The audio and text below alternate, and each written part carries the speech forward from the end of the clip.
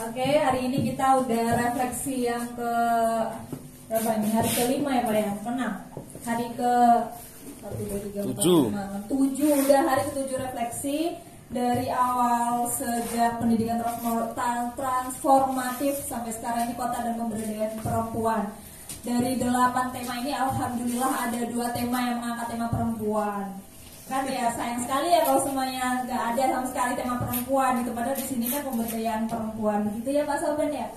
Oke, jadi teman-teman hari ini kita akan membahas kota dan pemberdayaan perempuan. Jadi kita akan melihat bagaimana sih mimpi, inovasi, bahkan pengupayaan-pengupayaan apa yang sudah dilakukan bahkan dari tingkat masyarakat, komunitas sampai pemerintahan.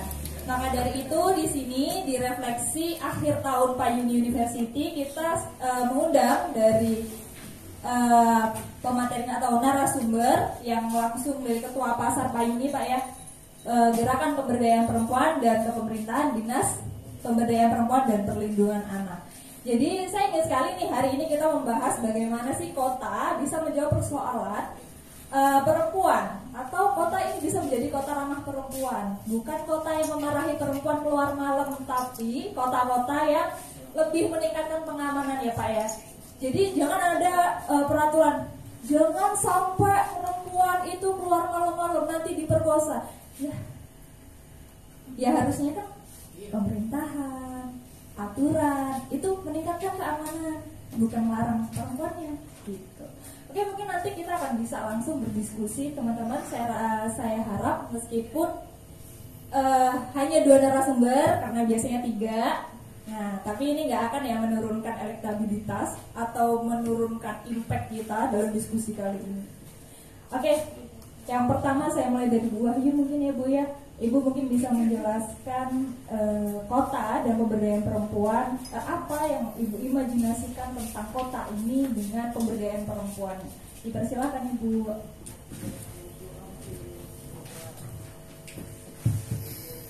Terima kasih. Assalamualaikum warahmatullahi wabarakatuh. Waalaikumsalam warahmatullahi wabarakatuh. Tapi pun. Ya pun. Saya pertama-tama mengenalkan diri dulu ya. Saya kayaknya sudah sering sih ke Payuni ini dulu. Nama saya Wahyu Ningsih teman-teman sekalian. Saya sahabatnya Bu Ibni. Saya sering kesini juga dalam urusan ya tidak jauh-jauh dari pemberdayaan perempuan dan perlindungan anak. Seperti tadi yang diinginkan oleh Mbak Pusi sebagai moderator tentang sesuai dengan tema kita kota dan pemberdayaan perempuan. Seperti kita ketahui teman-teman sekalian, dari telahan dari Kementerian PPPA di situ bahwasanya ada 5 pesan dari Bapak Presiden kepada Kementerian PPPA. Kalau sudah berbunyi dari Kementerian PPPA, ketika kita breakdown ke bawah, yaitu larinya ke Dinas Pemberdayaan Perempuan Perlindungan Anak tingkat provinsi dan kabupaten kota. Kira-kira apa saja dari 5 pesan dari Bapak Presiden terhadap pemberdayaan perempuan dan perlindungan anak? Yang pertama yaitu bahwa diharapkan adanya peningkatan pemberdayaan perempuan dan kewirausahaan terhadap perempuan di Indonesia. Itu poin pertama. Kemudian yang berikutnya lagi yaitu peningkatan pendidikan perempuan dalam pengasuhan anak. Kenapa demikian? Karena anak ini aset bangsa. Jadi tidak jauh-jauh bahwa kalau anak itu kaitannya dengan seorang ibu kan seperti itu. Berikutnya lagi yaitu tentang penurunan kekerasan terhadap perempuan dan anak. Yang keempat yaitu penurunan terhadap perkawinan anak. Kita ketahui bersama sekarang ini apalagi di era pandemi ini kan banyak sekali atau meningkatnya kasus pekerja anak. Jadi dari 5 item itu tentunya kalau kita sudah ini amanah yang diamanahkan oleh Bapak Presiden kepada Kementerian PPPA, kalau kita kupas satu persatu. Yang pertama tadi tentang pemberdayaan perempuan dan bagaimana perempuan itu bisa dilibatkan dalam kewirausahaan. Kita tahu sepertinya ini sudah ditangkap oleh Pak Yuni. Poin pertama ini tentunya sudah ada di lingkungan kita ya Bapak ya. Inilah saya ingat waktu pertama kali saya kenal dengan Mas Dharma, diskusi sore hari itu saya langsung bla bla bla bla bla, kayaknya langsung ngecun aja saya diskusi karena saya sudah membaca bahwa dari amanah Bapak Presiden yang 5 itu item pertama itu sudah jelas ini loh implementasi nyata, yaitu di pemberdayaan perempuan di payung ini. Bagaimana payung ini bisa memberdayakan ibu-ibu menjadi berarti dan punya arti seperti itu, bisa berkontribusi terhadap anak, penghasilan ya. Anak-anak di sini kan ada juga, kita di sini ada rumah anak ya, anaknya kita kita ada di sini ada space untuk bagaimana di payung ini juga ada implementasi untuk bagaimana pendidikan. Tadi kan intinya bahwa di poin kedua juga di pendidikan anak, dan di sini juga sudah. Artinya kalau boleh saya bilang bahwa di payung ini secara langsung atau tidak langsung ternyata di poin 1 dan poin 2 itu sudah diimplementasikan di payung ini. Ibu-ibu sudah berdaya bagaimana dia kewirausahaan di sini dibina, dan nyata bahwa di setiap hari Minggu kita lihat di sini bahwa ibu-ibu ini secara rutin setiap minggu, bahkan kalau saya lihat di sosmed itu hari Sabtu ya, hari Jumat dari Sabtu itu sudah gotong royong, kemudian mereka sudah di sosmed itu sudah mengiklankan dengan sosmednya seperti itu. Hai guys, bla bla bla bla. Jadi orang itu tahu bahwa hari Minggu nih, oh iya hari Minggu identik dengan payung nih. Begitu juga di situ untuk era digital seperti ini, itu sesuatu yang sangat pas sekali. Kita mengiklan tanpa keluar uang. Seperti itu.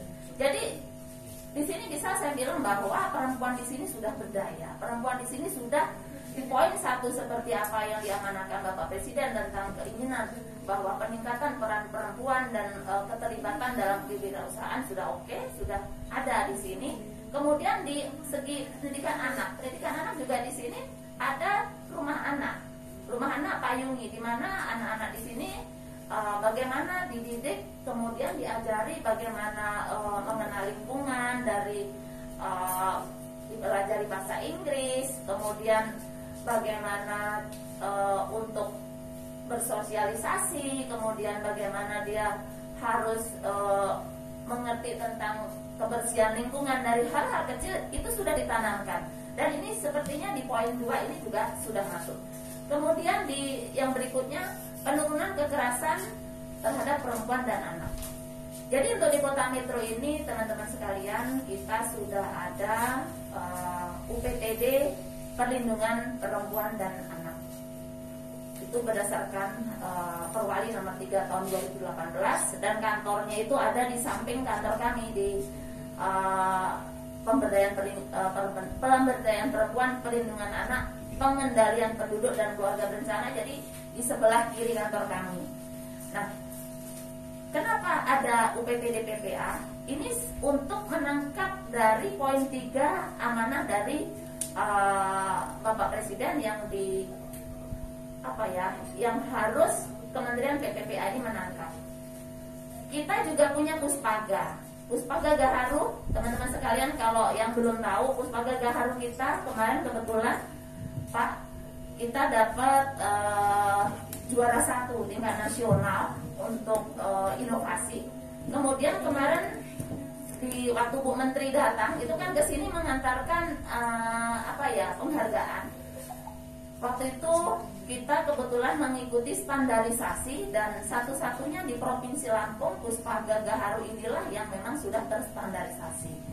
Jadi Puspaga inilah wadah bagaimana seorang ibu bisa mendidik anak. Seandainya ada masalah dengan pendidikan anak, di sana di Puspaga ada konseling, di sana ada psikolog klinis, di sana ada konselor. Jadi anak-anak yang bermasalah silakan untuk bisa dibawa ke Puspaga seperti itu. Jadi ini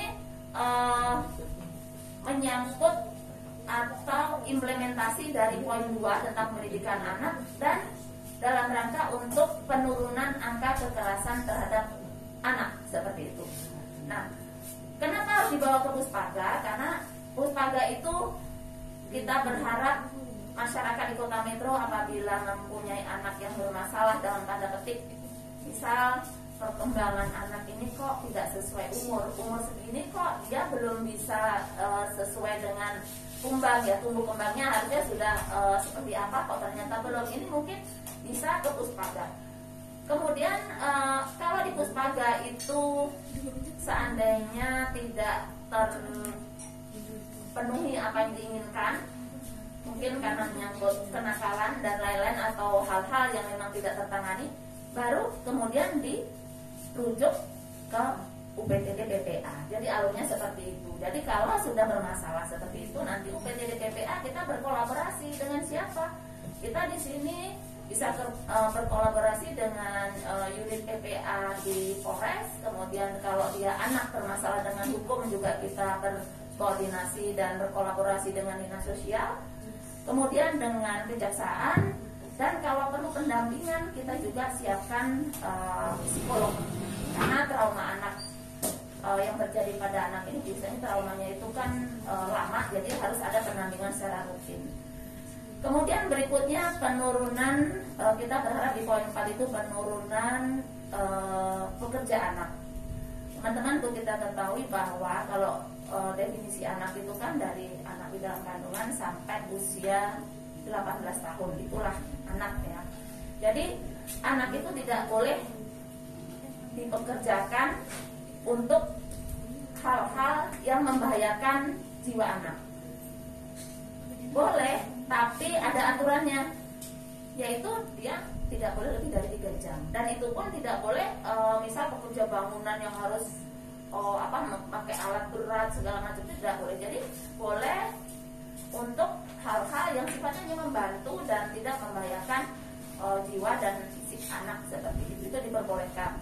Tetapi jika memungkinkan, kalau memang anak itu kan belum saatnya untuk dia bekerja, lebih bagus kita bagaimana anak ini kita bisa salurkan untuk hal-hal yang mungkin lebih yang produktif tetapi tidak membahayakan seperti itu.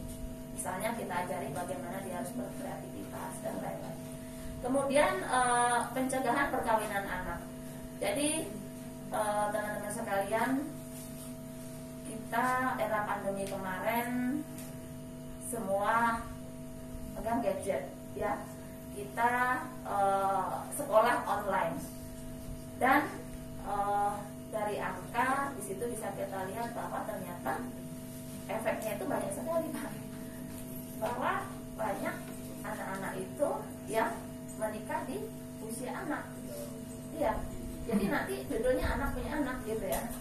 Jadi inilah tentunya ini untuk kita bagaimana mencegah untuk tidak terjadi hal-hal yang tidak diinginkan atau apapun itu terhadap anak. Tentunya kita pemerintah perlu memberikan ruang yang luas terhadap anak. Contohnya kita harus menyiapkan suatu tempat, misal forum anak, atau kalau dari programnya BKKBN itu ada PIKR gitu ya, pendidikan untuk anak, bagaimana dia bisa untuk mendapatkan informasi dan konseling remaja seperti itu. Dan tentunya kalau anak kita berikan ruang untuk bisa beraktivitas, tentunya dia tidak terpikir bahwa harus menikah cepat. Nah, kami berharap, waktu itu saya juga sudah pernah berdiskusi dengan Bu Ibni, bagaimana kita kalau bisa kita bentuk BIKR di sini seperti itu. Nanti kita bisa bekali apa sih bakat dari anak tersebut atau apa yang mereka inginkan. Nanti kita bisa sondingkan dengan OPD terkait sesuai dengan yang anak-anak inginkan seperti itu. Karena lewat Peak R itu kita berharap anak-anak itu bisa lebih fokus terhadap masa depannya. Kalaupun dia menikah, menginginkan menikah, tetapi menikah yang terencana. Makanya ada logo dari BKKBN itu, berencana itu keren gitu ya, simbolnya begini ya. Salam BKKBN, berencana itu keren.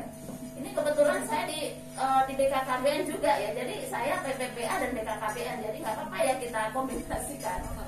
Iya, karena kalau kita di BKKBN itu yang bisa kita lakukan untuk penurunan angka pernikahan anak ini tentunya yaitu melalui BKR, ya, Bina Keluarga Remaja. Siapa itu? Ibu-ibu, orang tua yang mempunyai anak remaja. Itu juga kita harus mempunyai komunitas untuk mengimbangi anak-anak yang remaja itu tadi. Remaja kita libatkan di dalam PR, Pusat Informasi dan Konseling Remaja. Kita berharap anak-anaknya itu nanti bisa menjadi agent of change lah ya untuk di kalangan mereka. Jadi mereka itu mengajari bagaimana bisa menjadi anak yang dalam melaksanakan apapun itu selalu terencana. Seperti itu. Ibunya, orang tuanya juga kita libatkan. Dalam rangka apa? Karena kita tahu ya Pak ya, sekarang anak-anak itu kan dengan gadgetnya luar biasa. Jadi jangan nanti orang tua itu dikibulin sama anaknya, dia nggak ngerti. Minimal dia harus bisa ngimbangin jam berapa anak harus bisa tidak seharian pegang gadget. Walaupun kita ya kayak dilema juga sekarang ini sekolah online. Tetapi ada lah, nggak 24 jam itu megang gadget. Kapan dia mau bisa bersosialisasi dengan keluarganya seperti itu. Jadi intinya dari, kalau boleh saya bilang, dari 5 item tadi kita bisa berkolaborasi. Kalau di Kota Metro tentunya dari Kementerian PPPA melalui Dinas PPPA kita punya forum anak. Nah, forum anak ini di setiap kelurahan itu kita punya 2 forum anak. Kita berharap forum anak ini nanti bisa menjadi agent of change di kelurahannya. Dia kita libatkan di dalam musreng bangkel. Jadi suara anak itu harus didengar oleh orang dewasa. Kita berharap nanti forum anak ini bisa juga berkolaborasi dengan PR tadi. Jadi intinya remaja-remaja itu bisa kita ciptakan wadah untuk hal-hal yang positif seperti itu. Nah, untuk di Kota Metro ini kebetulan forum anak sudah ada di 22 kelurahan, dan di setiap kelurahan itu ada dua orang ya. Dan kebetulan kemarin di forum anak nasional yang mewakili juga dari Kota Metro Pak. Jadi kita tuh sebenarnya Pak di Kota Metro ini anak-anaknya itu cukup cerdas. Dan untuk dari PR dari genre itu kita juga selalu mendapatkan nominasi yang baik. Kemarin itu dapat juara 1 di tingkat provinsi. Jadi artinya kita berharap kita tidak mencari juaranya, tetapi bagaimana nanti ilmunya itu diaplikasikan, diimplementasikan, itu yang lebih penting. Jadi kita kalau anak-anak itu sudah kita bekali dengan pendidikan bagaimana dia harus merencanakan apapun yang akan dilakukan, efeknya ya, baik buruknya tentunya ini akan menghindarkan anak-anak dari hal-hal yang tidak diinginkan, termasuk yaitu tadi untuk penurunan angka pernikahan anak seperti itu. Jadi kalau kita di Kota Metro sudah sudah lumayan, dan mohon mungkin kita perlu berkolaborasi nanti Pak Dharma, kita tahun 2022 dalam rangka Kota Layak Anak tentunya nanti inovasi untuk payungi ini mungkin insya Allah akan bisa memberikan nilai lebih, karena itu di dalam 24 indikator itu kan banyak yang inovasi. Ini termasuk inovasi, dan ini Bu Menteri juga sudah sampai datang. Mungkin kita kemarin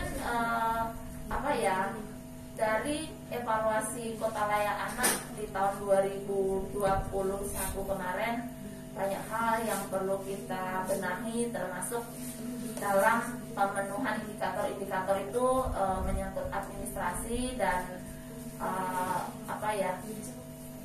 untuk bukti fisik. Nah, ini mungkin yang tahun 2022 nanti mungkin mohon maaf kami mungkin akan banyak minta untuk dokumen, karena kita upload kan by dokumen tuh ya, nanti mungkin kami akan menghubungi Mas Dharma, Mbak Iti dan teman-teman, karena banyak inovasi di Kota Metro ini yang insya Allah nanti juga bisa mendongkrak untuk nilai dari Kota Layak Aneh di klaster 2 seperti itu. Karena kalau berbicara inovasi sudah banyak sebenarnya inovasi, cuma mungkin kita perlu bagaimana untuk tim gugus tugas Kota Layak Anak ini nanti kita bisa berkolaborasi dan duduk bareng, karena dari evaluasi KLA itu kita baru mendapatkan predikat pratama.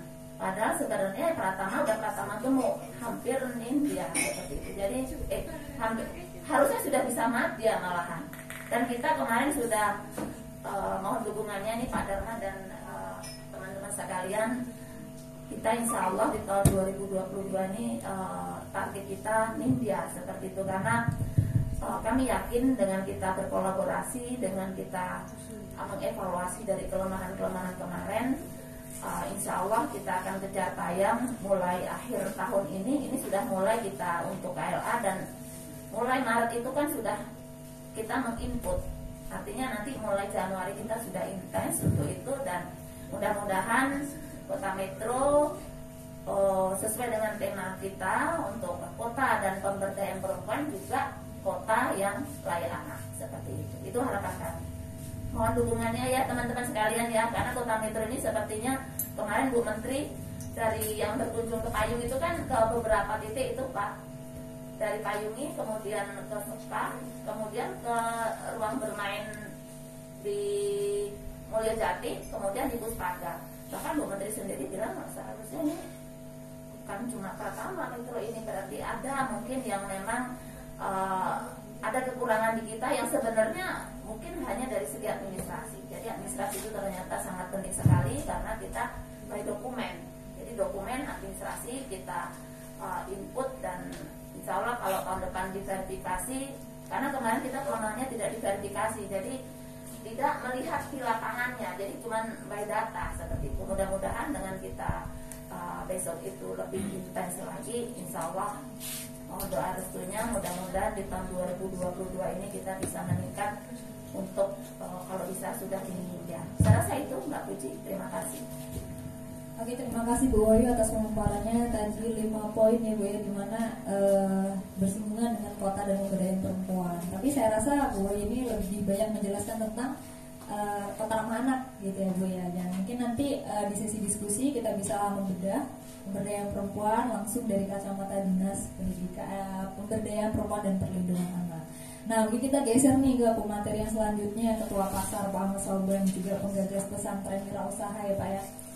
Nah, jadi saya ingat ketika kemarin hari Sabtu itu Pak Sauban itu pernah memberi saya buku yang ditulis oleh anak-anak santri Asahil ya Pak ya, santri Asahil. Dari situ saya merasa bahwa ternyata itu tuh semua perempuan ya Pak ya, kayaknya kebanyakan ada yang laki-laki ya. Saya lihat itu emang banyak perempuannya. Jadi di mana sebenarnya kita tuh bisa memandang perempuan itu bisa diberdayakan dan memandang perempuan sebagai makhluk spiritual juga yang berintelektual. Gitu. Ini juga ada kaitannya dengan pesantren wirausaha, di mana pesantren wirausaha ini kan memberi akses pengetahuan ya Pak ya untuk ibu-ibu pedagang payung. Nah, dari banyaknya akses, terus hal-hal inovasi untuk kemudian mendongkrak pemberdayaan perempuan. Nah, saya ingin tahu awalnya bagaimana sih Pak Sauban ini awal-awal dulu nih melihat potensi ibu-ibu di payung yang ada di Kota Metro, yang mungkin khususnya di payung, melihat potensi-potensi awalnya itu gimana Pak? Mungkin bisa diceritakan Pak. Monggo.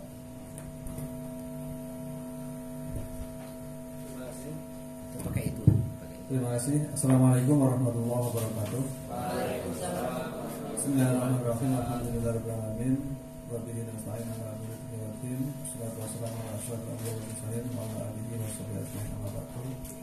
Mohon maaf Ibu Wahyu, saya mengawali dengan mukadimah karena sesuai dengan, mohon maaf ini mendalil sedikit lah gitu. Siap Gus. dalam satu pertemuan kalau kita tidak mengawali dengan bacaan basmalah ataupun dengan sholawat, maka pertemuan itu bisa dikatakan tidak mendapatkan berkah dari Allah. Jadi saya mengawali tadi dengan mukadimah sholawat dan memuji kepada Allah. Ya. Baik Bapak Ibu sekalian, terima kasih kepada Bu Wahyu. Ini kebetulan saya didampingi dua wanita yang sama-sama Wahyu ini. Yang sebelah kiri Bu Wahyu Ningsih, yang sebelah kanan Wahyu Puji. Jadi ibarat kalau sebagai peserta cerdas cermat itu saya juru bicaranya. Siap menerima wahyu. Nah, terkait dengan apa yang disampaikan oleh Bu Wahyu tadi, ada memang beberapa hal yang sudah dan selalu dilaksanakan atau dikerjakan oleh Pak Yuni. Terus yang terkait dengan Mbak Puji tadi yang ditanyakan terkait dengan awal mula bagaimana melihat potensi ya perempuan di lingkungan Yosomulyo ini supaya bisa berdaya, itu ya sebenarnya ini semua adalah bentuk daripada apa yang disampaikan oleh Ibu Wahyu tadi adalah kolaborasi. Tidak mungkin kita hanya bisa bekerja sendiri ya, tidak mungkin hanya bisa bekerja sendiri, tapi bagaimana kita memanfaatkan potensi-potensi yang ada itu supaya bisa bergerak bersama ya, bergotong royong sehingga memunculkan ataupun menghasilkan hal-hal yang positif. Contohnya ya, ini karena tadi ditanyakan awal mulanya, mungkin sudah banyak yang tahu ya, tapi tidak ada salahnya kita mengulas kembali bahwasanya awal mulanya itu ya kolaborasi antara orang-orang yang intens untuk mau memikirkan masa depan ataupun memikirkan orang lain, bukan hanya mau memikirkan dirinya sendiri. Ya. Contohnya ya ada di depan kita itu Mas Dharma, artinya sudah betul-betul hidupnya adalah untuk memikirkan orang lain, bukan hanya memikirkan diri sendiri. Nah kebetulan karena saya lebih lama tinggal di sini, lebih duluan tinggal di sini, terus sering diskusi dengan beliau sehingga memunculkan ide-ide baru. Terus kita bukan hanya sekedar diskusi yang kalau bahasa beliau itu daki-daki ya. Tahu daki-daki nggak Bu?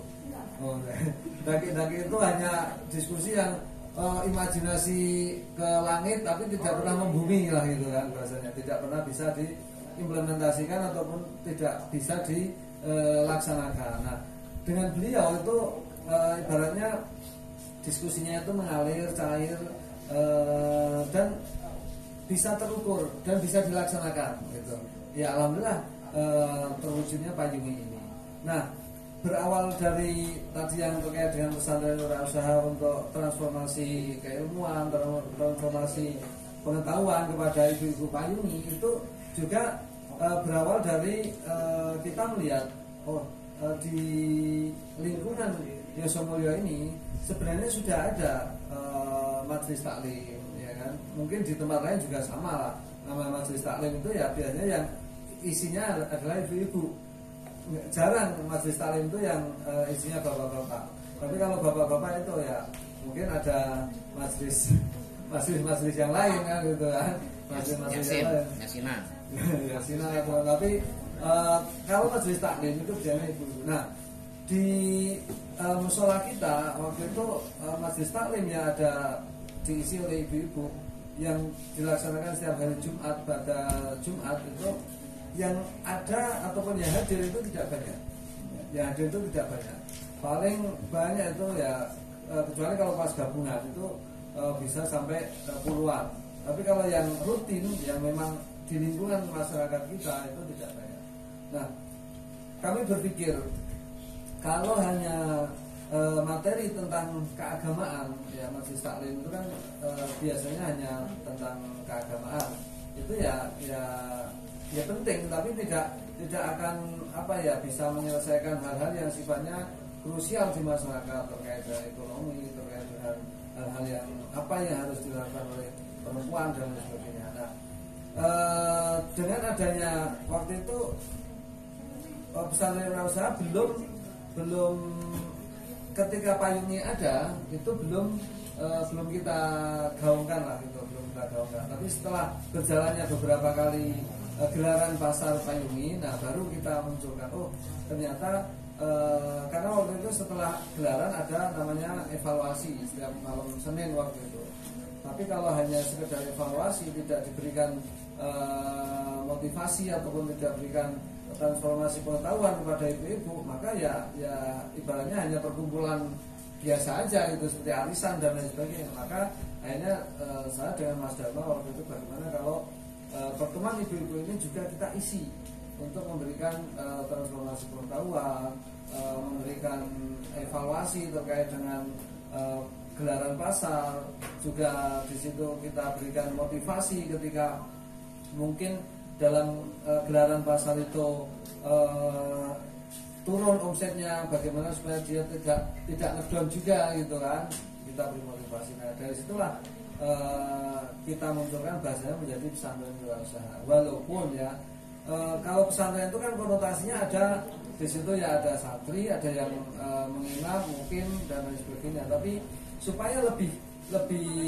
apa ya mengena di hati masyarakat. Kalau dengan bahasa majelis taklim ya apa bedanya dengan yang kemarin kan gitu. Tapi kalau hanya sekedar pesantren gitu aja ya konotasinya juga akan paling seperti pondok-pondok yang lain. Nah maka kita istilahkan dengan pesantren wirausaha itu. Walaupun memang ya yang datang ataupun ibu-ibu pedagang itu bukan santri-santri yang masih belajar di seperti anak sekolah pada umumnya gitu, bukan. Tapi nah inilah yang menjadi apa ya pemikiran kita pada waktu itu, sehingga ya alhamdulillah dengan berjalannya waktu silih berganti pemateri untuk memberikan motivasi, memberikan transformasi pengetahuan tadi kepada ibu-ibu di payungi, sehingga ya itu tadi seperti ibu yang tadi sampaikan, Sabtu ataupun ini mereka itu sudah secara otomatis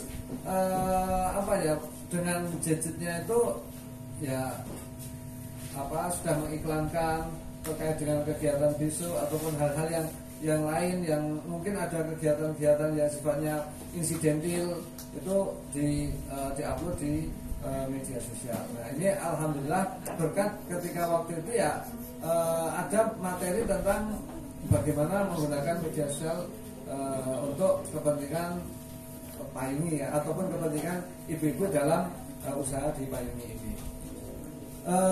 Terus terkait dengan apa yang disampaikan oleh Bu Wahyu tadi yang dari 5 poin apa yang diamanahkan oleh Presiden kepada Menteri PPA, Kementerian PPA ya, terutama Kementerian PPA itu juga ya tadi kalau Ibu sudah menyatakan poin 1, 2 mungkin sudah dilaksanakan oleh payungi ya alhamdulillah. Walaupun kita sebenarnya dulu tidak mengetahui, kalau bahkan mungkin belum tahu ya Mas Dharma ya, kalau hal itu memang menjadi amanah dari Presiden yang itu. Bahkan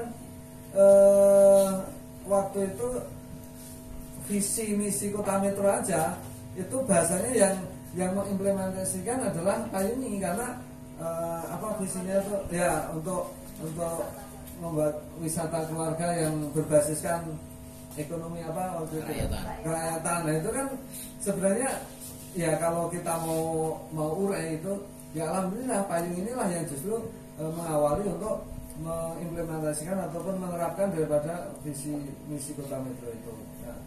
Nah, terus terkait dengan apa kalau yang namanya pengasuhan dan lain sebagainya tadi ya kalau terkait dengan pengasuhan ya mungkin itu sudah menjadi ranah daripada ini. Tapi kalau yang terkait dengan pemberdayaan memang alhamdulillah di sini pedagangnya ya bisa dikatakan 90% atau bahkan 95% adalah ibu-ibu itu perempuan yang tadinya awal mulanya itu adalah kebanyakan mereka hanya ibu rumah tangga yang sehari-harinya itu membantu suami ya dalam pekerjaan yang bisa dikatakan non formal gitu, non formal yang apa ada ya ada yang petani, ada yang di rumah tangga dan lain sebagainya. Tapi dengan adanya payungi ini mereka terus ikut berdagang itu, walaupun pekerjaan-pekerjaan yang dulu itu masih tetap dijalani, tapi secara prestisnya sudah lebih meningkat gitu. Kalau dulu ya mohon maaf, biasanya kalau kita bekerja di rumah tangga ya konotasinya kan agak sedikit ya negatif lah gitu, atau ya mohon maaf bukan negatif tapi dipandang sebelah mata lah gitu. Tapi dengan sekarang walaupun pekerjaan yang lama masih dijalankan, tapi karena dia sudah berdagang dipayungi dengan pendapatan omset yang cukup lumayan, maka dia bisa apa ya bukan kepercayaan dirinya meningkat itu, bukan terus membusungkan dada, bukan, tapi dalam artian kepercayaan diri tadi, ternyata bisa juga ya kita itu berdaya untuk diri sendiri dan juga bisa membantu keluarga untuk mata pencarian ataupun perekonomian di keluarga itu. Nah, inilah yang ya alhamdulillah kita hanya berharap semuanya itu kita kembalikan kepada yang kuasa ya. Bismillah, kita memang dari awal Mas Dharma, saya dengan kawan-kawan itu adalah bahasanya lillahi ta'ala gitu. Tidak ada sedikit pun niatan untuk muatan-muatan yang sifatnya profit ataupun niatan-niatan politis ya, karena kalau mau nyalon ini juga kita harus melepaskan PNS-nya juga gitu. Jadi udahlah nggak usah, pokoknya kita bismillahirrahmanirrahim ta'ala gitu. Kalaupun nyari profit ya dagang gitu kan, dagang. Dan juga ya alhamdulillah kalau seperti beliau kan juga setiap bulan juga sudah ada income, basic income gitu. Nah, Bapak Ibu yang kami hormati, dengan adanya payung ini memang apa ya, saya sendiri merasakan kalau dulu itu yang di lingkungan Yasomulyo ini, terutama di RW 07 ini, kegiatan-kegiatan yang sifatnya untuk perempuan ya, yang saya tahu itu karena kebetulan saya juga pernah jadi ketua RT di sini Bu ya, itu ya yang itu ya jelas PKK kan itu kan, kegiatan PKK untuk ibu-ibu, terus majelis taklim tadi gitu kan, majelis taklim, terus kalaupun ini ya apa yang posyandu dan lain sebagainya, itulah yang melibatkan ibu-ibu. Tapi itu kan biasanya sudah kegiatan yang bahasanya top down ya kan, top down gitu. Tapi kalau payung ini ya betul-betul pure adalah bottom up gitu, betul-betul dari warga, ya gotong royong, ya inisiatif membuat apa, inisiatif punya gerakan apa, itu adalah betul-betul dari masyarakat gitu, dari masyarakat. Walaupun ya memang pionirnya tetap ada yaitu Mas Dharma, tapi dengan dibantu oleh kawan-kawan yang memang care ataupun peduli dengan perempuan di sini ya alhamdulillah itu bisa berjalan dengan baik. Ya kami tidak ada sedikit pun waktu itu terus nanti pokoknya targetnya menghadirkan menteri ataupun apa, nggak ada sedikit pun waktu itu. Tapi alhamdulillah kalaupun gerakan kita di sini ini bisa dilihat oleh banyak orang, bisa bermanfaat oleh banyak orang ya, alhamdulillah sudah pasar payung ini sudah bisa menduplikasi ke berbagai daerah ya, berbagai daerah mereka belajar ke kita, bahkan mak-maknya, ibu-ibunya rata-rata kalau hanya sekedar pengurusnya ataupun penggeraknya yang datang ke sini itu kurang maksimal mereka. Tapi ketika mereka mengajak mak-maknya, masyarakat atau ibu-ibunya untuk datang ke sini dan melihat langsung, itu alhamdulillah bisa langsung gerakannya itu bisa masif gitu, bisa masif. Nah inilah ternyata itu tadi, maka tema kemarin waktu waktu ada Bu Menteri kan wanita perempuan berdaya dan ada dan berdaya kan itu. Jadi betul-betul memang ada gitu kan ya, kalau nggak ada perempuan ya gimana. Copro Pak. Baru disadari ternyata ya perempuan ada tuh dampak. Pak, ini merasa terserang nih Pak di sebelah sini Pak. Iya, bahkan saya merasa Bu, tadi Ibu belum menyampaikan tentang pengasuhan ya. Kalau bapak-bapak yang mengasuh sendiri itu ternyata ya sulit gitu ya. Maka sebagai implementasinya ataupun ininya ya saya menikah lagi gitu. Aduh. Jadi alasan nih Pak ya ada juga ya. Iya, untuk mengasuh tadi kan gitu kan. Untuk mengasuh. Ya, siap ikuti. Jadi untuk yang mas-mas ataupun kawan-kawan yang belum menikah ya segera menikah itu, karena mumpung perempuan ini masih ada gitu. Perempuan sudah tidak ada yang diberdayakan kan gitu. Diberdayakan apa diberdayai Pak? Oh, jadi jangan diperdaya. Gitu. Nah, jadi gitu, mungkin nanti lebih banyak kita eksplor dengan sharing dan tanya jawab gitu kan.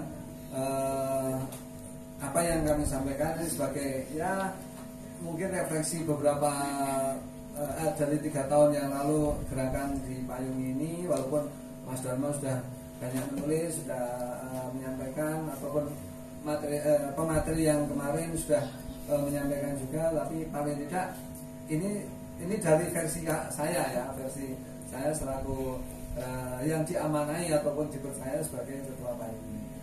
Saya kira demikian, mungkin nanti bisa kita tambahkan lagi. Kami kembalikan pada Mbak Suci. Terima kasih pada Pak Soban atas pemaparannya ya tentang payungi dan kelas-kelas yang sudah membantu mendongkrak pengetahuan, akses dan lain-lainnya kepada ibu-ibu pedagang payung.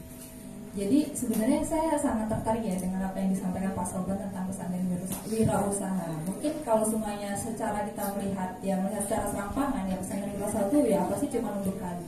Tapi di belakang sana itu bukan cuma ternyata bahwa ada proses diskusi, proses komunikasi, ibu-ibu juga tanya jawab kan Pak ya, terus melakukan penyampaian bahwa ada masalah mungkin di bagian di lingkungan ibu-ibu pedagang, itu kan juga disampaikan. Itu adalah bentuk komunikasi di mana sebenarnya perempuan itu juga menjadi subjek pembangunan.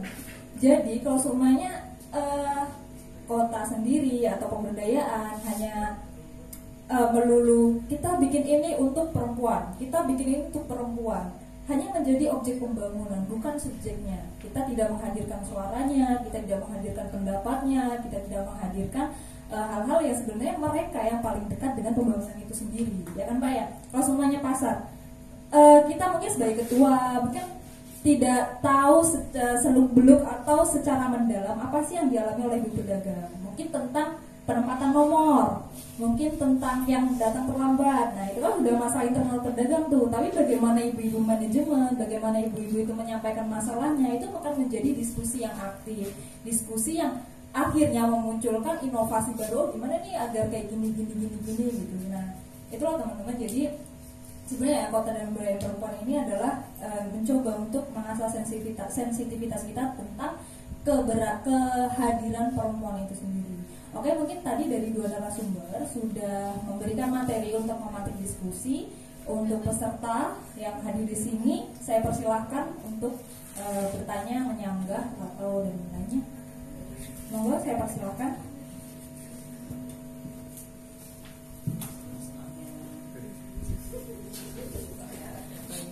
Dari siapa nih? Siap? Tanya. Maju. Loh tadi gini. Gak apa, ini emang nanya tembak. Mbak Putri, Mbak Syam, jadi sini aja. Maju nggak apa-apa? Biar kelihatan. Maju aja. Loh, gimana ini? Biar tahu nih perempuan ada nih yang tanya. Tanya. Sebelumnya perkenalkan, nama saya Nisa Syafatona. Lebih ini untuk merujuk ke Dinas PPA Kota Metro ya Bu ya. Jadi sebenarnya kami dari tim MILS dari bidang pendidikan dan kebudayaan, kami punya program namanya Sarira, tapi nanti kita lebih mengarah ke pendidikan seksual. Dan nanti kita lebih kepada pengimplementasian AP, alat peraga edukasi. Jadi harapannya untuk ke depan kami juga ingin berkolaborasi kalau bisa. Jadi semisal ntar kayak ada kasus, kami juga akan membuka link sehingga kami ada koneksi juga terhadap ibu gitu, dinas PPA kami juga.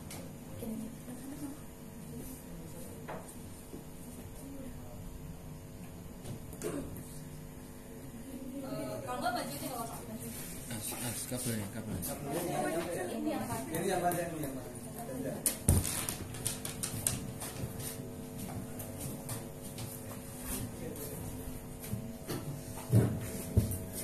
Perkenalkan, sebelumnya nama saya Evinia Sesandi. Saya di sini ingin melanjutkan dari apa yang sudah disampaikan oleh Anisyam.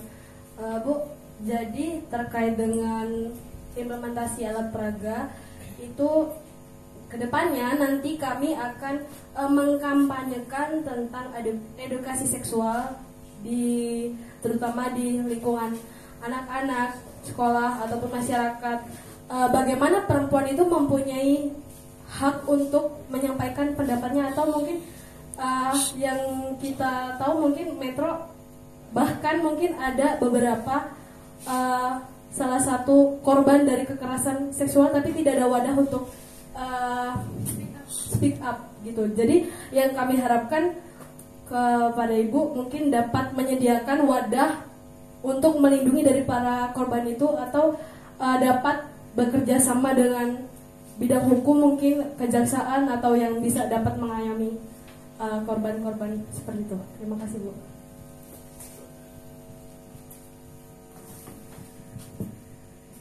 Ini tadi berupa masukan ya.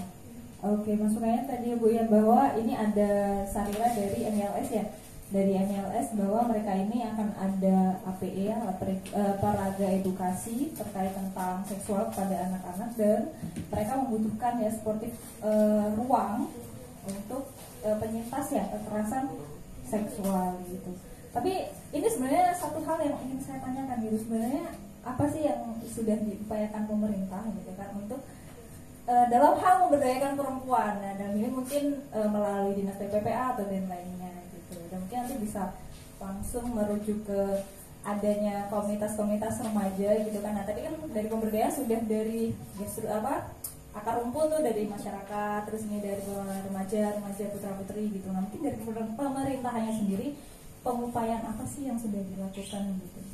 Oke, terima kasih Bu.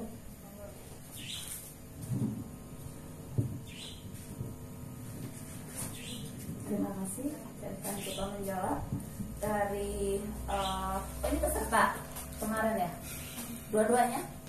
Iya, ada lagi sekarang 4 anggota. Tapi yang datang cuma 2. Berarti ini anak buahnya yang kasih hitam itu kacamata. Iya betul. Mas Afiar. Oke. Untuk Mbak Anissa, kebetulan kantor kami itu kan namanya Kantor Pemberdayaan Perempuan, Perlindungan Anak, Pengendalian Penduduk dan Keluarga Berencana. Panjang nih, karena kita ada satu kementerian dan satu badan BKKBN Pak. Jadi kalau di Metro jadi satu kantor, jadi ada dua tupoksi yang memang harus kami lakukan di Kota Metro. Untuk pendidikan kesehatan reproduksi ya, ini kayaknya lebih di BKKBN-nya kalau ini. Kami di BKKBN itu ada program dalam rangka untuk remajanya, yaitu tadi yang saya bilang tadi, PIK-R. Jadi PIK-R itu kita membentuk kelompok. Misal di satu RT itu ada berapa remaja? Nah, nanti habis itu kita bisa bentuk satu kelompok PIK-R remaja di situ untuk informasi konseling remaja. Nah, disitulah nanti ada kita termasuk untuk pendidikan seksual ya, untuk kesehatan reproduksi, untuk narkoba, untuk macam-macam. Jadi kita berharap dengan adanya wadah ini nanti kita bisa bagaimana anak-anak ini bisa kita berkolaborasi dengan OPD lain, misalnya dari BNN bisa masuk nih ke situ, kemudian nanti dari Kemenak bisa masuk di situ, dari dinas pendidikan, dari dinas perindustriannya kalau itu menyangkut dengan keterampilannya seperti itu. Nah, kita fokus kepada di APE tadi, boleh nanti kita bisa berkolaborasi karena kami di BKKBN itu memang ada program untuk itu. Bahkan kalau kita lihat bahwa pendidikan untuk seksual itu mungkin bagi orang-orang itu masih selama ini masih dianggap tabu. Tapi sebenarnya tidak harus begitu. Pendidikan seksual itu dari masa anak-anak juga sebenarnya sudah diperbolehkan. Misalnya kecil, ini bedanya laki-laki dan perempuan, tapi mungkin dengan cara kita ya kan anak ini punya cara kita menyampaikannya bahwa oh ini nggak boleh, kenapanya dijelaskan seperti itu. Nah kalau di Kementerian PPPA juga kita ada di situ untuk perlindungan anak. Bagaimana seorang anak ini kita didik untuk dia bisa melindungi dirinya sendiri terhadap kekerasan.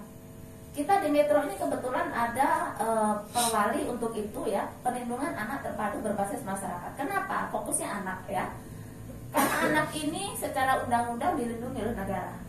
Siapa yang bertanggung jawab terhadap keselamatan anak? Tentunya semua orang dewasa. Walaupun itu bukan anak kita, kalau terjadi apa-apa itu menjadi tanggung jawab kita, orang dewasa di sekelilingnya, seperti itu. Nah, jadi saya dalam menyampaikan ini ada dua aspek ya, dari Kementerian PPPA-nya, dari BKKBN-nya. Kemudian kalau nanti tentang cashflow-nya tentunya kolaborasinya dengan BKKBN dan kami siap untuk diajak berkolaborasi dalam rangka untuk implementasinya nanti seperti apa, nanti bisa berkomunikasi dengan kami. Kemudian kita juga kalau di pemberdayaan perempuan ada forum anak. Forum anak itu bagaimana kita bisa mendengarkan suara anak. Kemudian anak-anak ini kita ajak untuk mengemukakan apa yang mereka inginkan. Jadi kita tidak hanya orang dewasa ini kamu harus gini, harus begini, tidak. Jadi contohnya forum anak kita libatkan di dalam musrenbangkel. Nah, apa sih anak-anak ini butuh di kelurahan? Seperti itu. Mungkin dia butuh fasilitas. Silakan diusulkan kalau memang ini nanti diakomodir, harusnya kalau itu justifikasinya jelas, silakan kelurahan menampung, kemudian nanti di musrenbang tingkat kecamatan dan kami nanti di tingkat kota kita dengan Bapeda itu siap menangkap. Kalau itu memang dari forum anak, insya Allah pasti akan kita kita terima, akan kita berikan diakomodir seperti itu, karena itu sebagai komitmen bahwa kita harus hak anak itu memang benar-benar harus kita perjuangkan seperti itu. Jadi intinya kalau di Kota Metro ini tentunya baik dari Kementerian PPPA-nya ataupun BKKBN-nya, kita semua kebetulan sasarannya sama ya, remaja, kemudian dan ibu-ibu. Dua-dua kementerian ini sama. Jadi tentunya kita bisa saling mengisi ya, berkolaborasi seperti itu. Nah, waktu itu saya pernah diskusi dengan Mas Dharma di awal-awal saya ini kan, saya punya mimpi loh. Kayaknya mimpinya banyak benar kalau saya. Nanti gimana kalau kita untuk pemberdayaan perempuan, kalau seandainya di setiap kelurahan itu punya orang yang penggerak seperti itu Pak, alangkah cantiknya ya. Di sini di Yoso Mulya ada payung ini. Mungkin nanti di Kelurahan Purwosari ada apa di sana yang kita bisa munculkan. Tentunya sesuai dengan kondisi di wilayah kita dan tentunya karakteristiknya juga beda-beda ya. Mungkin di sini dengan pasar payungi, atau di sana nanti mungkin beda lagi seperti itu. Jadi kami menginginkan di kantor kami ini nantinya kami berkeinginan bahwa kita punya payung yang baru, tentunya dengan konteks yang tidak sama seperti itu, sesuai dengan di daerah masing-masing seperti apa. Tentunya hal ini perlu kita seperti kemarin kita menyambut baik sekali untuk adanya MYLS itu sebagai wadah bagaimana para pemuda-pemuda ini bisa menjadi inovator baru, nantinya kita harapkan bisa menjadi penggerak di Kota Metro. Dan kami juga pernah diskusi dengan Pak dosen ini, bagaimana nanti KKN itu nggak usah jauh-jauh, disebar aja di 22 kelurahan ini. Kan itu bentuk nyata bagaimana nanti para teman-teman mahasiswa itu kan biasanya berpikirnya kreatif tuh Pak ya. Bagaimana nanti dia bisa membantu di setiap kelurahan itu sesuai dengan potensi yang ada, kita tawarkan ini inovasi-inovasi baru seperti itu. Jadi tentunya kita untuk mewujudkan mimpi ini tidak bisa hanya bermimpi tanpa bergerak, tanpa memulai. Nah, dari memulai itu tentunya kita tahu, oh ini harus begini, saya harus berkolaborasi dengan siapa. Oh, saya punya masalah ini, berarti yang bisa menyelesaikan dari instansi mana, seperti itu. Jadi kita berharap seperti itu. Dan untuk ya ini kembali ke Anissa, APE nanti insya Allah kita bantu. Kemudian untuk korban kekerasan, tadi di awal kita sudah sampaikan bahwa kita udah punya UPTD PPA. Jadi selama ini mungkin masyarakat belum banyak yang tahu karena memang baru tahun Januari 2018. Pintu masuk kalau seandainya ada kekerasan terhadap perempuan dan anak, silakan lapor ke kami. Dan kita sudah punya perwali nomor 25 tahun 2018. Kebetulan itu perwali saya membuat waktu saya di Klatim 3 di Surabaya. Dan itu kalau PATGM itu perlindungan anak terpadu berbasis masyarakat. Bagaimana masyarakat ini kita bisa bergerak untuk bagaimana melindungi anak seperti itu, karena anak ini amanah. Anak ini amanah untuk orang dewasa di sekelilingnya. Bagaimana semua hal yang terjadi di anak, kalau memang itu terjadi di lingkungan kita harus bergerak untuk melindunginya. Jangan kita punya tetangga, misal punya anak kecil itu tidak bisa apa-apa, terjadi kekerasan. Kalau memang di anak yang nakal aja mungkin sekali dua kali, dari sekali mungkin maklum. Tapi kalau setiap hari orang dewasa itu berlaku yang nggak seharusnya, itu harus dilaporkan ke kami. Jadi Bapak Ibu nggak usah takut nanti kalau seandainya berhubungan dengan hukum lalu kita geret-geret ke pengadilan, enggak. Kita melindungi pelapor seperti itu. Dan kita harus kikis bahwa stigma kita ini, sudahlah itu kan urusan rumah tangga orang. Jangan kita mengurusi, walaupun ada kekerasan di dalam rumah tangga itu kan urusan dia, bukan urusan saya. Kita kikislah itu, karena kita perempuan dan anak itu dilindungi secara undang-undang oleh negara. Jadi semua orang harus peduli. Bagaimana? Yaitu dengan cara tadi, kalau kita melihat hal-hal yang janggal di sekeliling kita dan itu termasuk kategori pelecehan, terus kemudian kekerasan dan lain itu, laporkan ke kami dan kami nanti tentunya akan kita punya wadah di situ dan kita sudah berkolaborasi dengan OPD lain, dengan dinas sosial, dengan kejaksaan, dengan pengadilan, kemudian dengan psikolog, dengan Polres seperti itu. Jadi nanti begitu ada laporan, biasanya kami turun itu nanti tentunya ketika misal yang lapor Mbak Puji itu, kami nggak mau itu yang lapor Mbak Puji, enggak. Kita turun tetapi dengan tim dan kita tidak akan mengatakan bahwa saya dapat laporan dari siapa seperti itu. Kenapa? Karena sekecil apapun laporan itu harus kita tindak lanjuti. Jadi dasarnya itu pelaporan. Nah, kita kalau boleh dibilang bahwa kekerasan terhadap perempuan dan anak itu seperti fenomena gunung es Pak sebenarnya. Kita punya angka, tapi angka yang datang itu sebenarnya kan yang kebetulan sudah tahu bahwa kalau terjadi apa-apa melapor.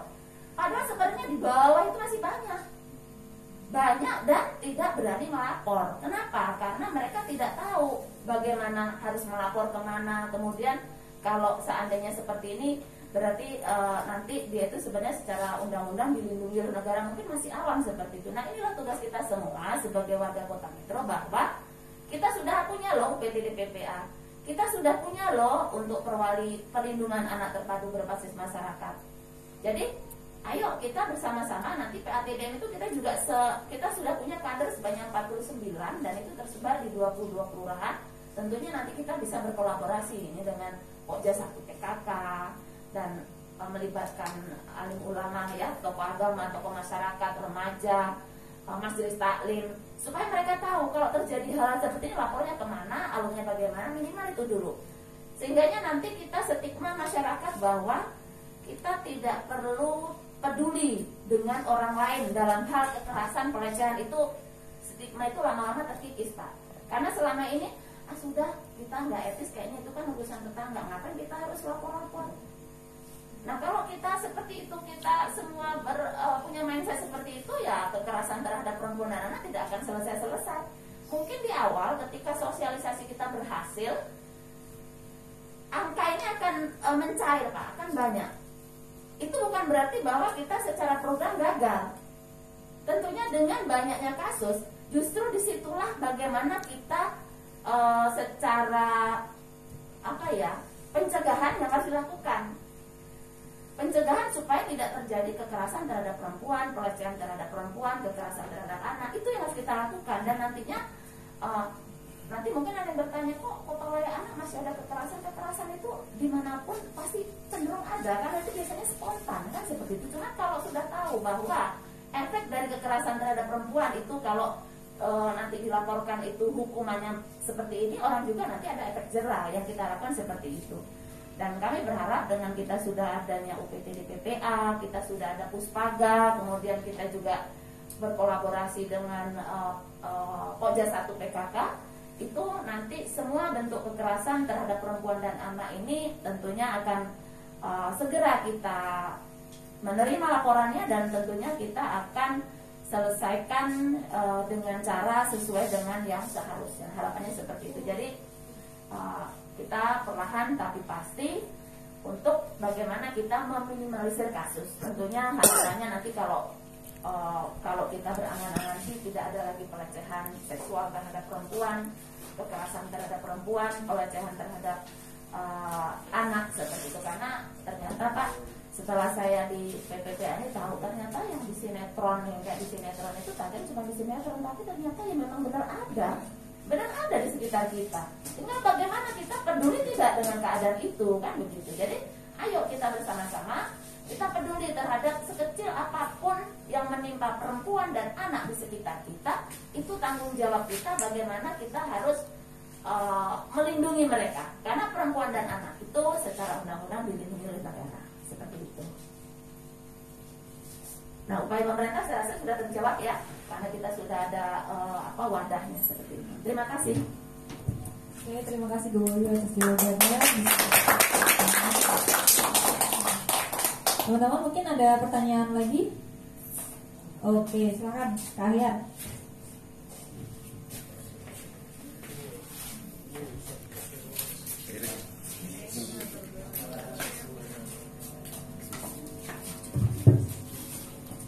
Baik, bismillah, assalamualaikum warahmatullahi wabarakatuh. Yang memakan Gus.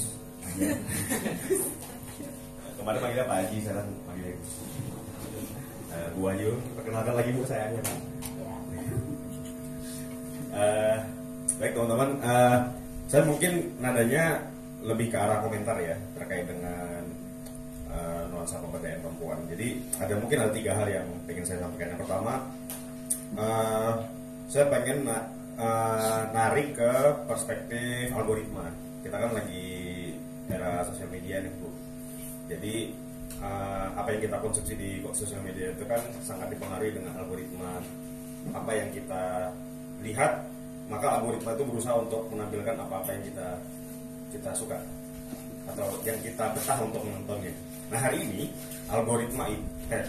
ini keterwakilan perempuan, suara perempuan di sosial media itu sudah sangat terwakili. Karena tadi ada banyak laki-laki yang memang algoritmanya didorong oleh TikTok, oleh Instagram, yang supaya konten-konten itu muncullah perempuan-perempuan. Bener ya? Maksudnya, ini cara kerja algoritma gini. Mungkin aku mencoba menyederhanakan ini ya. Laki-laki harus diakui bahwa algoritma yang bekerja untuk laki-laki adalah tampilannya adalah cewek-cewek. Yang cewek bisa jadi yang cowok karena tontonnya BTS atau apa gitu kan, K-pop gitu. Dan ya cowok-cowok. Jadi itulah algoritma itu kejam sekali ya. Kejam itu kita seakan-akan tidak bisa dikasih pilihan karena waktu kita untuk berhenti menatap itu cuma 3 detik, 1, 2, 3. Setelah dihitung 3 detik dianggap kita menikmati ya, jadi seperti itu. Ada keterwakilan, ada. Cuman saya melihat memang kalau kita melihat algoritma di sosial media, keterwakilan perempuan di konten-konten ini memang tidak menyuarakan bagaimana mereka empowering diri mereka sendiri gitu. Bahkan sorry ngomong, kalau ada gentleman talk, ada omongan laki-laki, kok malah menganggap ya omongan-omongan miring di algoritma sosial media. Nah, concernnya sebenarnya bukan bagaimana kami menaruh skeptis di kenapa sih cewek kalau di perempuan kalau di sosial media kenapa nggak menyuarakan tentang perjuangan tentang hak perempuan segala macam, bukan karena itu, karena memang di sosial media tempatnya orang happy segala macam. Tapi kalau bicara konteksnya tentang pemberdayaan perempuan, seberapa besar upaya kita untuk merebut ruang sosial media itu. Jadi kan ini udah tempur segala macam nih, orang dihajar dibombardir dengan konten-konten seperti itu. Tapi apa ruang kita yang sampai hari ini kita ngomongin pemberdayaan perempuan? Apa upaya kita untuk merebut ruang itu? Itu yang pertama. Yang kedua, bicara tentang pemberdayaan itu sebenarnya ada kaitannya dengan pendidikan pemberdayaan itu sendiri, yang materinya di hari Senin, pembuka di refleksi payung. Nah, tadi teman-teman Sarira itu waktu kami ajak diskusi kemarin tentang programnya itu menarik, karena kalau ngomong pemberdayaan perempuan sebenarnya di mana sih missing link-nya ketika mereka itu tadi ya ada kaitannya pelecehan seksual, ada tindak perilaku yang mendowngrade-kan fungsi perempuan itu sendiri di sosial. Nah, sebenarnya diskusi sama teman-teman kita ngobrolnya gini Bu, ngobrolnya adalah di sekolah pengalaman saya dulu yang ranking 1, 2, 3-nya saya itu perempuan, misalnya contohnya kayak gitu. Jadi pengalaman pendidikan saya adalah pengalaman pendidikan yang rekor akademiknya itu didominasi oleh perempuan, sehingga waktu itu saya menaruh hormat banget gitu kepada perempuan, karena pasti yang juara kelas itu lagi, yang juara kelas itu karena dulu kalau perempuan itu rajin, jam pelajaran bukannya jadi kantin, malah perpustakaan gitu lah gitu. Akhirnya kan kita jadi ini ya, jadi wah pokoknya perempuan keren lah gitu, pasti juara lagi. SMP gitu, SMA karena saya di all boys school, satu cowok ya nggak ada gitu. Masuk kuliah sama juga, yang IPK-nya tinggi-tinggi tuh jurusan ekonomi undip itu, yang cewek-cewek yang perempuan gitu, yang dia kalau udah semester 6-7 itu dosen pembimbingnya yang nawarin, mau nggak kamu jadi bimbingan saya gitu, yang model kayak gitu. Entah terlepas dari segala motif ya. Tapi akhirnya kita punya, sebagai laki-laki kita melihat ada perspektif khusus terkait dengan tadi ya, di dunia pendidikan ya. Wah, perempuan itu struggle-nya, survive-nya di. Tapi ada missing link ketika mereka perempuan ini masuk ke sosial, keluar nih dari dunia pendidikan formal nih. Perempuan dianggap sebagai ibu rumah tangga yang nggak bisa produksi segala macam, dengan segala macam embel-embelnya gitu. Nah, kemudian saya ajaklah teman-teman Sarira ini untuk ngelihat nih, sebenarnya kalau ada permasalahan pelecehan seksual, ada permasalahan kekerasan dalam rumah tangga, terutama terhadap perempuan, itu sebenarnya missing link-nya itu ada di mana?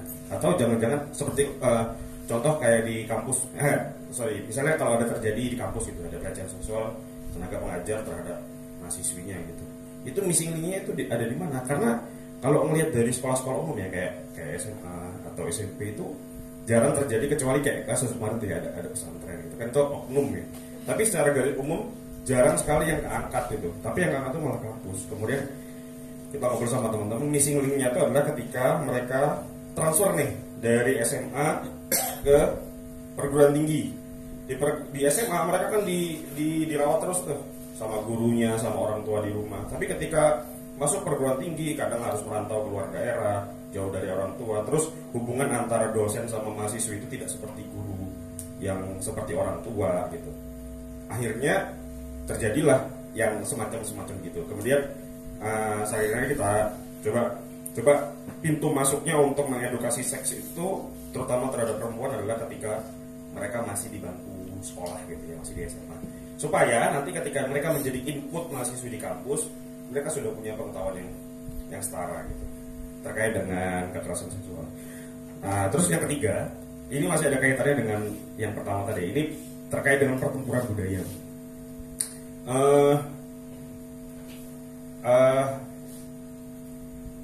Hari ini yang dinaikkan itu kan adalah tentang pemberdayaan perempuan segala macam.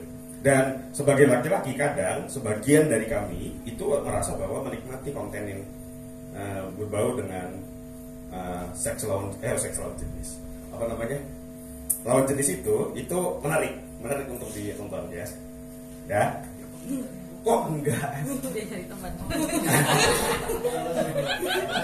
Pertempuran budaya. Nah, menariknya konten-konten sosial media itu akhirnya yang dipertontonkan itu adalah ya tadi ya joget-joget seksi segala macam. Sebenarnya nggak ada masalah. Kita sebagai laki-laki seharusnya kita tidak sedang mengkritisi kenapa dia joget-joget di situ, ya terserah dia lah itu. Body-bodinya dia terserah gitu. Yang salah itu kenapa laki-laki udah 3 detik masih dipantengin juga, nikmatin juga gitu, Bu. Nah, ini kan konteksnya tentang kebudayaan ya.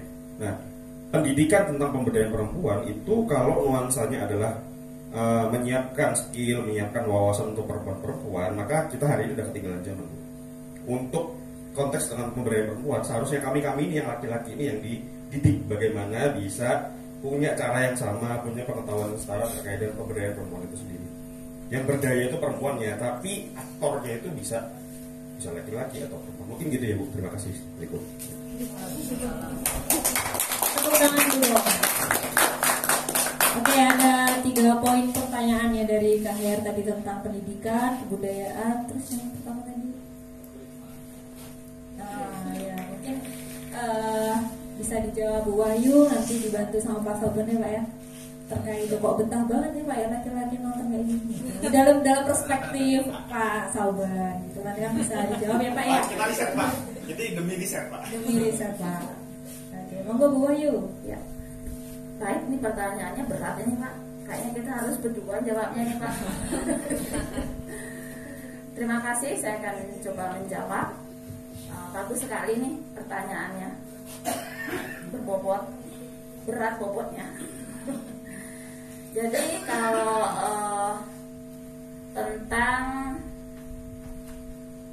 algoritma sosmed, kalau kita lihat memang kita ini kalau kita lihat di sosmed gitu ya, kecuali kalau sosmednya Pak ini yang US ya, itu isinya kontennya ya tentang pendidikan, tapi kalau dari konteks perempuan secara pribadi ketika bermedsos itu sepertinya jarang yang untuk menyuarakan bla bla bla. Kayaknya ya kan itu untuk happy saja seperti itu. Dia tidak bagaimana konteks memperjuangkan tentang ini loh, saya perempuan, saya ini berdaya loh, saya ini punya skill yang bagus, punya itu saya rasa tidak jarang orang mengekspos pribadinya di sosmed, kecuali kalau itu komunitas. Kebanyakan seperti itu. Kalau komunitas sering sih kalau saya lihat bahwa komunitas ini sudah melakukan apa bla bla bla bla bla. Tapi kalau secara pribadi memang jarang ini deh, karena mungkin dia tidak mau nanti orang timur sih kebanyakan nanti dikira kayak udah hebat banget sih ini, terus kayaknya ria. Banyak faktor yang memang secara pribadi perempuan itu mungkin mengekspos ketika mereka bersosmed lewat IG atau lewat Facebook, itu memang jarang untuk bagaimana dia mempublikasikan tentang keberadaannya sebagai perempuan yang punya tanda petik kelebihan seperti itu. Itulah mungkin itu termasuk kelemahan atau apa ya, tapi mungkin mereka tidak mau menonjol-nonjolkan yang tidak perlu ditonjolkan lah seperti itu. Toh nanti kalau dia mempublikasikan nanti konotasinya ada, namanya di sosmed itu kan banyak benar orang yang berkomentar nih, ih sok banget sih baru bisa gitu aja udah pamer atau apa. Saya rasa konteksnya seperti itu. Sebenarnya kalau dia berani mungkin di situ banyak peluang sih, tetapi mungkin kekurang beranian mungkin Pak ya, karena ada apa ya, ketidaknyamanan ketika nanti ada salah satu yang membaca itu komennya itu sengkring gitu, kayak udah kayaknya kan komen itu apa ya, kita kadang-kadang takut tersakiti karena komentar negatif seperti itu. Kayaknya lebih konteksnya seperti itu sih kalau saya lihat. Kecuali kalau seperti tadi saya ulangi, kalau komunitas, saya sering baca komunitas-komunitas perempuan itu memang mereka bergerak di bidang apa, kiprahnya apa-apa aja, apa yang sudah dilakukan. Nah itu kalau berbicara komunitas, saya rasa lebih intens untuk bagaimana dia bisa mempublikasikan keberadaan dan perannya terhadap konteks perempuan yang berdaya seperti itu. Kemudian untuk pendidikan, kalau dari soal pendidikan memang kelebihan perempuan dibanding laki-laki itu tekun, kalau saya boleh saya indikan ya. Dari yang saya alami, memang kebanyakan laki-laki itu ketika dia di kuliah apalagi males biasanya, tapi kalau perempuan itu tekun, sehingganya biasanya IPK-nya lebih tinggi, lebih bagus, karena memang benar dia nggak fokus seperti itu, fokus dan lebih serius seperti itu. Dan itulah mungkin kelebihan perempuan. Jadi nggak neko-neko gitu. Kalau laki-laki itu kan banyak neko-neko tuh, banyak maunya, banyak gayanya gitu kan. Terus sehingganya itu yang menyebabkan perempuan itu lebih mungkin secara pendidikan itu kalau kita perempuan itu kuliah itu lebih serius lah seperti itu. Kemudian pendidikan seksual, kalau saya bilang bukan hanya dari SMA, sebenarnya dari dini, dari TK pun harusnya sudah kita ajari. Bahkan sebelum TK itu juga, misalnya dia kakak adik, ini perempuan ini laki, ini tuh harus sudah mulai dengan cara kita bagaimana menyampaikan seperti itu. Dengan bertambahnya umur tentunya dengan konteks yang lebih intens lagi. Misal sekarang jangan salah ya, untuk anak-anak kecil itu bisa menjadi objek dari laki-laki yang kurang ajar gitu. Jadi anak kecil pun misal PAUD pun harus sudah kita ajari apa-apa yang tidak boleh dipegang oleh orang lain. Kalau seandainya diberi sesuatu oleh orang dewasa berupa makanan atau apa, jangan mau. Ketika dipegang atau diperlakukan seperti ini, kamu harus menjerit. Itu harus sudah kita ajarkan, karena ternyata dengan cara seperti itu lebih intens Pak. Karena kita harus mengajari bahwa perempuan itu kan kebanyakan menjadi objek pelecehan seksual oleh laki-laki. Jadi sedari dini itu harus kita tanamkan. Apalagi di saat SMP, di saat SMA itu sangat lebih intens lagi tentunya, karena jangan sampai terjadi insiden yang tidak, ya mana boleh mana tidak boleh secara norma agama, norma masyarakat tentunya, attitude segala macam itu memang benar-benar harus kita sampaikan itu lebih intens di saat anak masuk remaja SMA. Kenapa? Karena nanti benar ketika dia kuliah belum tentu di orang tua ini mengawasi kan Pak ya. Ketika dia kuliah harus merantau, di situ dia sudah dibekali hal-hal yang memang sudah mereka tahu. Begitupun ketika ada terjadi misal dosennya itu berlaku tidak seharusnya, kan kadang-kadang ada dosen yang genit juga banyak gitu kan, yang melihat mahasiswanya cantik itu matanya nggak bisa ini dia banyak sih seperti itu. Saya rasa sudah bukan sekarang aja, dari dulu juga ada sih dosen genit yang dia kalau mau dapat nilai gede dia harus ngapain, seperti itu juga udah ada. Jadi selama norma-norma itu sudah kita tanamkan dengan anak-anak kita, tentunya ini bisa menjaga anak-anak kita untuk tidak mau menjadi objek yang merugikan seperti itu. Kemudian dari pemberdayaan perempuan, budaya untuk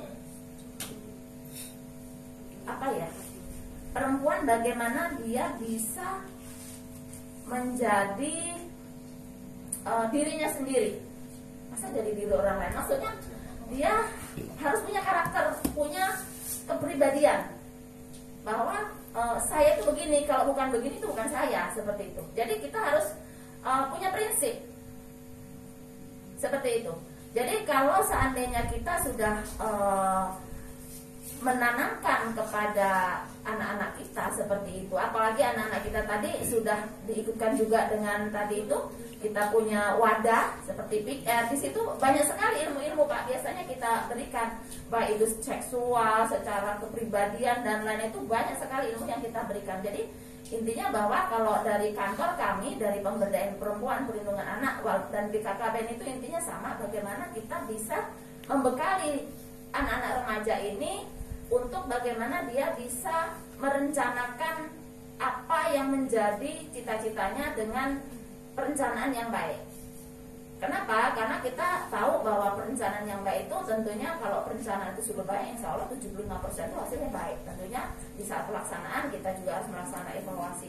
Nah inilah evaluasi ini yang harus kita lakukan dan itu biasanya kita ajarkan kepada di forum anak, di PR seperti itu. Jadi itulah upaya dari kantor kami untuk bagaimana kita bisa membekali anak-anak remaja kita untuk kalau seandainya dia nanti menjadi seorang dewasa, kalau itu perempuan bisa menjadi perempuan yang berdaya dan perempuan yang tangguh untuk bagaimana bisa berkompetisi di luar seperti itu. Terima kasih, mungkin ada tambahan dari Pak. Balik karena ini pertanyaannya kayaknya luas. Terima kasih. Sebenarnya saya iri Bu dengan Ibu karena kenapa pertanyaannya lebih banyak ke Ibu kan gitu. Belum ada satupun yang bertanya kepada saya. Apakah karena sudah tahu memahami tentang payung atau bagaimana? Atau memang karena judulnya tema malam hari ini tentang perempuan sehingga menarik untuk dibahas kan gitu kan. Kalau payungnya udah biasa gitu kan. Nah, menambahkan dari apa yang disampaikan Ibu Wahyu terkait dengan pertanyaan Mas Ahel tadi, yang seharusnya laki-laki lah yang bisa dikatakan diberikan pemahaman lebih tentang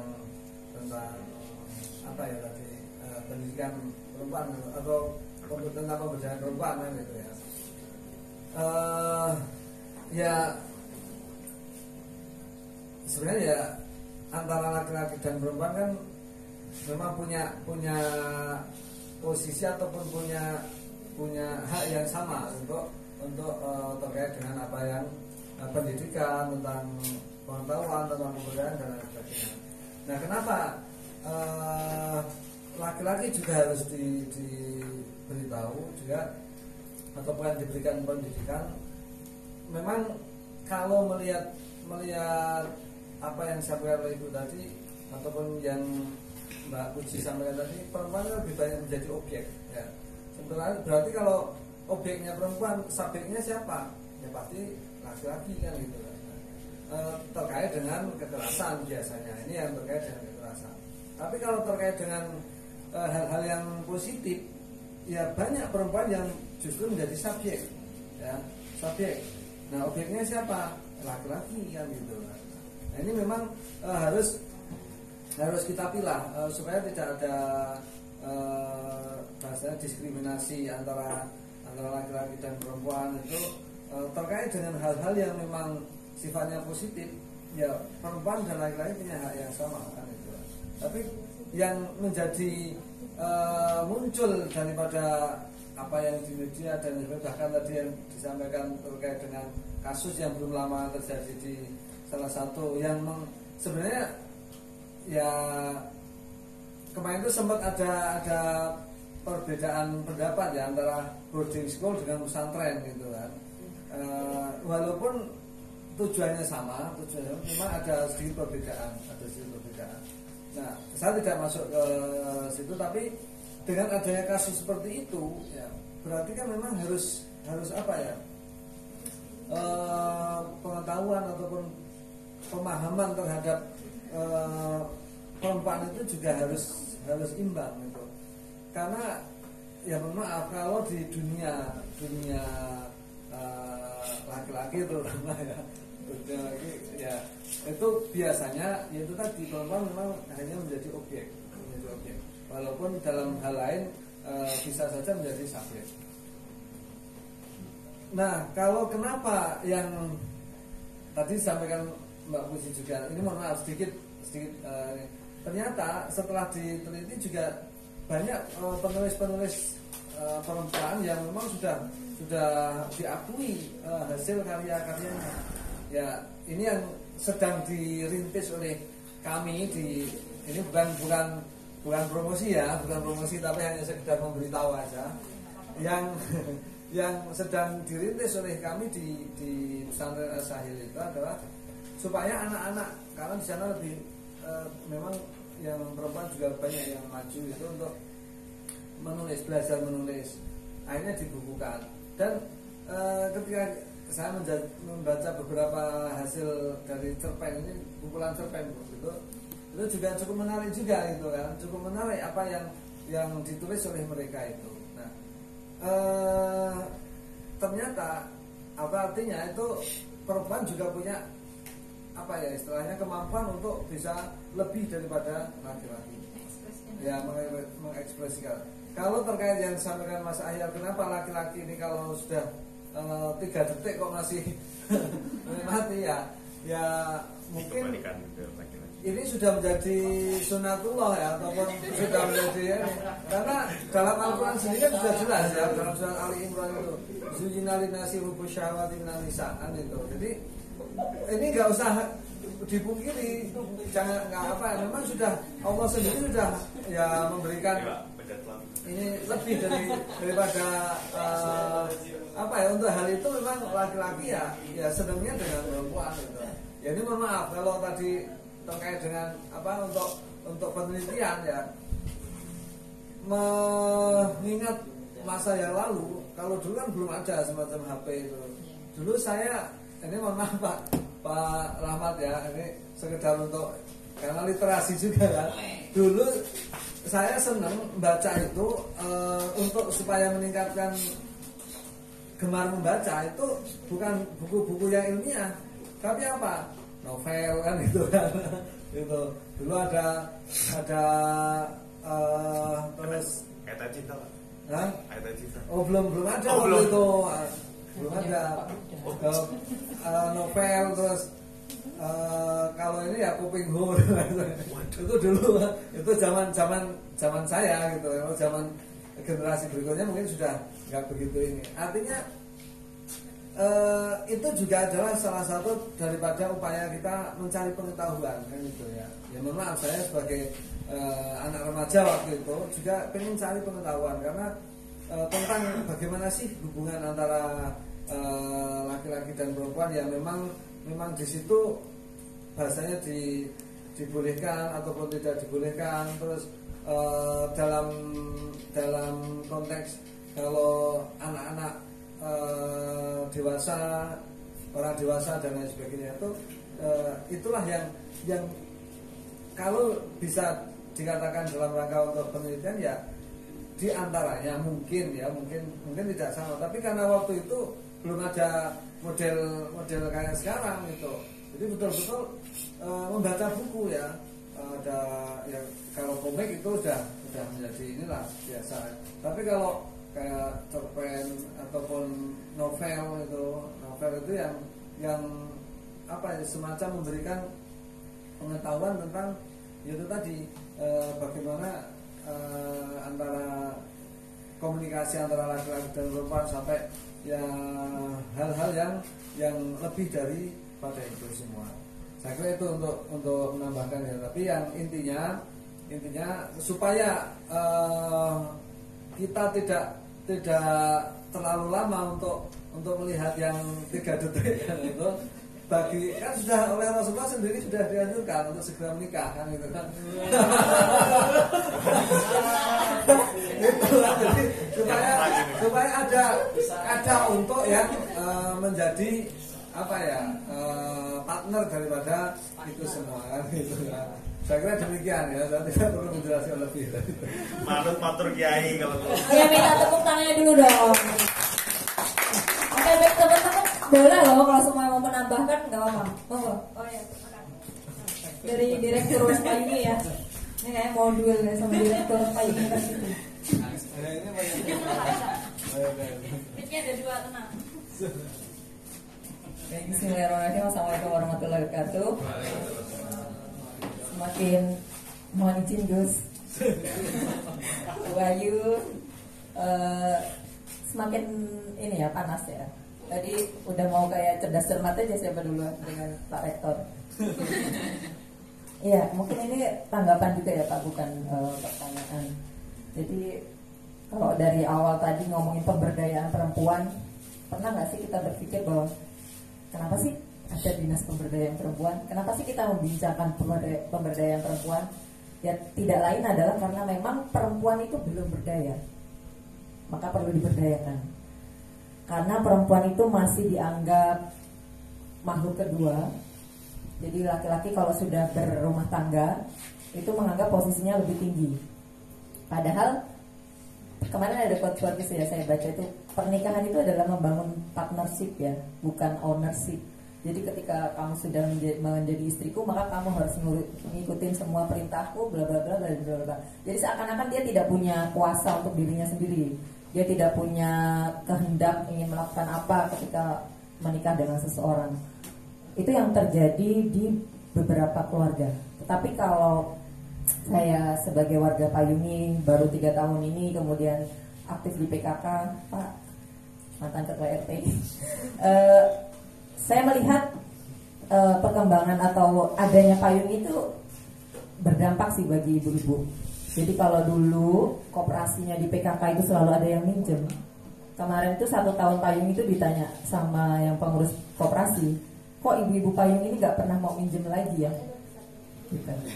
Jadi secara tidak langsung, jadi kalau kita bahas kekerasan yang terjadi di perempuan, itu bukan hanya kekerasan di fisiknya ya, misalkan KDRT ataupun seksual, tetapi juga perempuan itu di rumah tangga itu mengalami kekerasan dari segi ekonomi.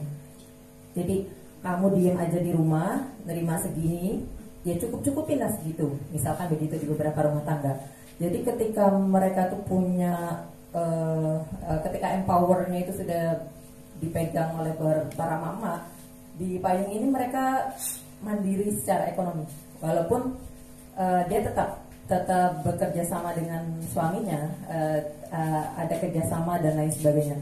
Nah, yang sedang Wes kerjakan ini Bu, kita buat riset kecil-kecilan adalah kekerasan ekonomi yang terjadi pada perempuan di hampir setiap kecamatan. Itu terkait perempuan yang terhimpit pinjaman dari bank plecik. Ya, bukan. Selain pinjol itu ada yang memang datang ke desa-desa dan menawarkan pinjaman, dan itu sampai di 38 kemarin suaminya itu bunuh diri karena istrinya dan anak perempuannya itu meminjam dan berbunga dan lain sebagainya. Nah, kenapa kita selalu ingin membicarakan pemberdayaan perempuan? Karena memang di beberapa daerah, di beberapa wilayah ya seperti itu, perempuan itu belum berdaya, belum diberikan akses secara ekonomi, akses pengetahuan. Nah, mungkin kita kaitannya juga dengan pengetahuan perempuan sendiri terkait literasi, ekonomi, keluarga dan lain sebagainya. Jadi kenapa yang terjerat itu ya perempuan?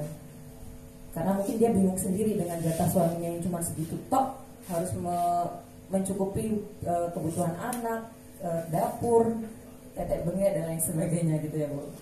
Bu Bayu mungkin lebih paham ya kebutuhan keluarga dan lain sebagainya.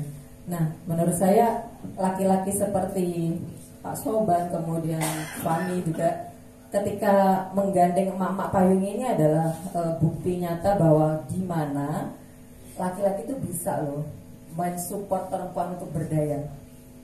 Jadi ketika kamu nanti kelak menjadi suami-suami dari perempuan-perempuan perempuan-perempuan pilihanmu yang mungkin bukan yang kamu tonton selama 3 detik itu, kamu bisa bergandengan tangan menjadi partner dalam kehidupan gitu. Jadi perempuan itu bisa kok kalau diberikan akses itu untuk menjadi perempuan itu dan berdaya juga gitu. Jadi kenapa kok butuh komunikasi antar pasangan, butuh kesepakatan itu tidak lain adalah supaya dua-duanya itu berdaya.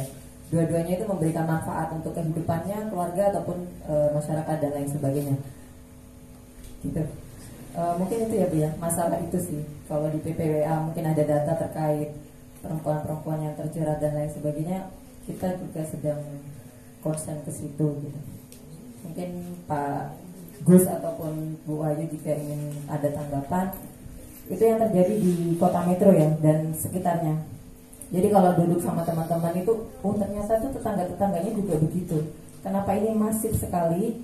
Yaitu karena mungkin salah satunya perempuan belum berdaya dari segi ekonomi. Oke, cukup sekian. Terima kasih. Wassalamualaikum warahmatullahi wabarakatuh. Oke, tepuk tangannya Tria dulu dong. Baik teman-teman, sebelum saya kasih ke narasumber, dari teman lain ada yang bertanggapan?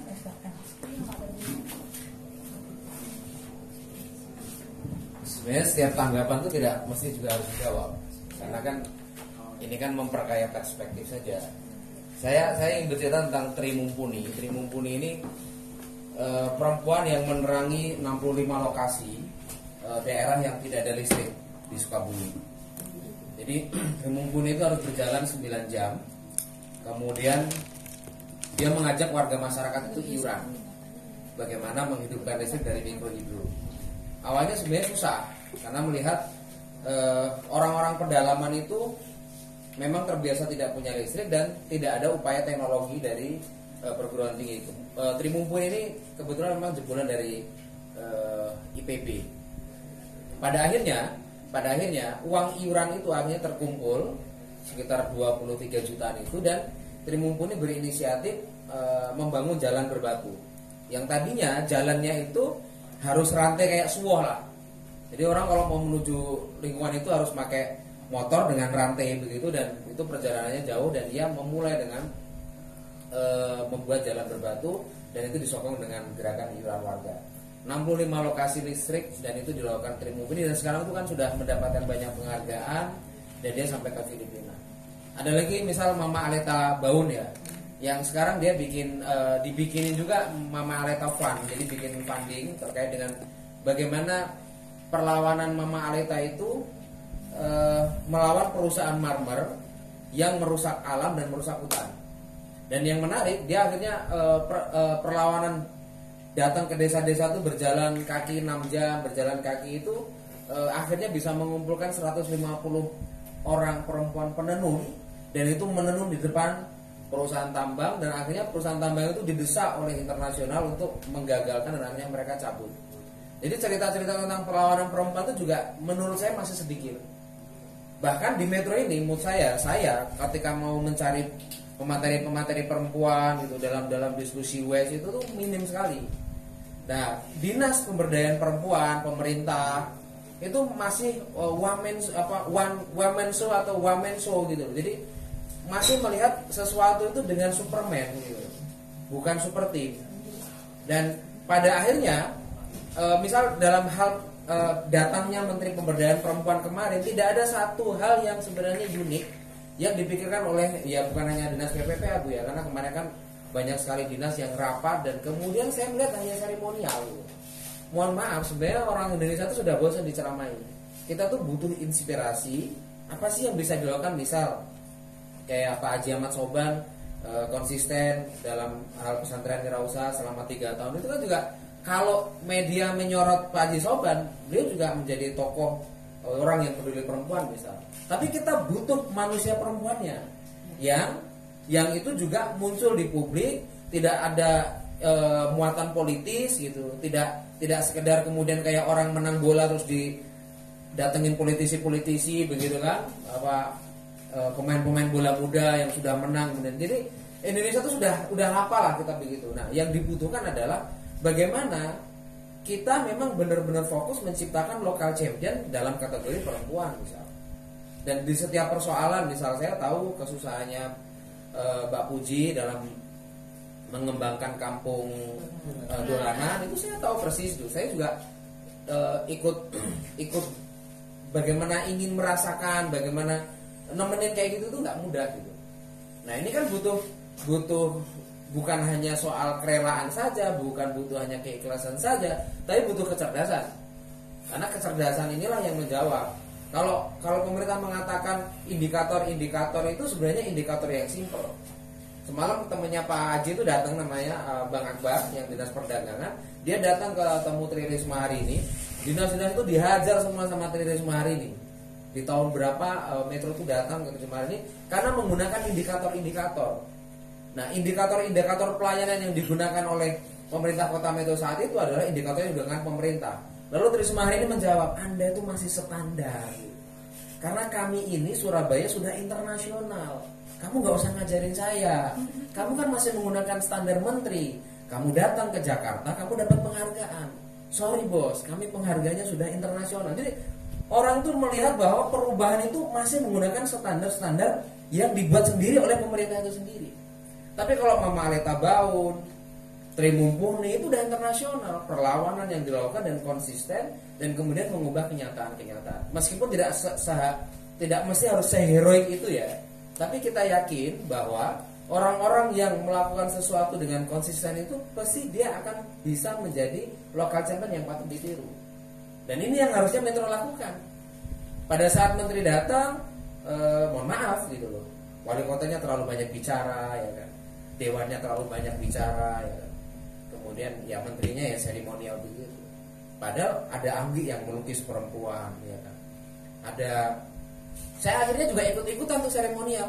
Ya kasih penghargaan itu kepada elit-elit perempuan gitu kan.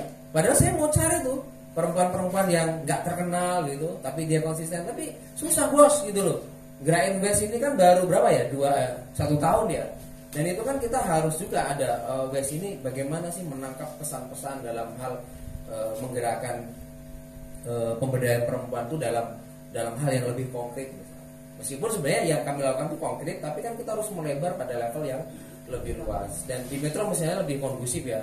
Dan kita tidak tahu dengan cerita Mama Ale Tabaun di timur seperti itu yang akhirnya saya baru membaca juga almarhum Mbak Wijat Nika. Itu ternyata pernah berkumpul sama Mama Ale Tabaun. Lukisan dia itu dilelang untuk membantu pendanaan Mama Ale Taufan. Dan itu satu lukisannya itu tadinya hanya dilelang 1 juta, orang-orang akhirnya membeli per lukisan itu 5 juta. Jadi Mbak almarhum Wijat Nika yang kemarin meninggal karena COVID dan ginjal itu orang Lampung, dan saya kenal betul karena sebenarnya dia senior saya di kami, aktif di Walhi, kemudian juga senang melukis dan menulis. Lukisannya itu akhirnya terjual 15 juta dan diberikan total untuk Mama Ale Taufan. Dan dorongan untuk membuat Mama Ale Taufan sebuah lembaga funding itu kan juga tidak hanya dilakukan oleh Mama Ale Taufan. Dorongan internasional untuk melihat bahwa ada banyak Mama Ale Taufan di timur, di daerah Jawa Timur yang mungkin punya kekayaan alam yang luas sekali, tapi mungkin mendapatkan kekerasan-kekerasan karena ada kepentingan kapitalistik. Jadi malam ini kita berefleksi, namanya berefleksi, kita akan melihat apa sih yang mesti dilakukan itu. Kebijakan itu tidak melahirkan perubahan menurut saya, boleh subjektivitas. Yang melahirkan perubahan itu adalah gerakan. Jadi ketika kita bergerak, kita menggunakan standarisasi gerakan, maka kitalah yang akan memenangkan pertarungan di local champion itu. Tapi kalau kita menggunakan standarisasi negara, boleh saya katakan pakai Tri Risma hari ini, itu sederhana. Ibarat orang hidup sholat saja 5 waktu. Mestinya kan ada sholat tahajud, ya kan? Ada sholat sunnah, ya kan? Jadi harus melampaui standarisasi yang dilakukan dalam sholat wajib. Terima kasih. Assalamualaikum warahmatullahi wabarakatuh.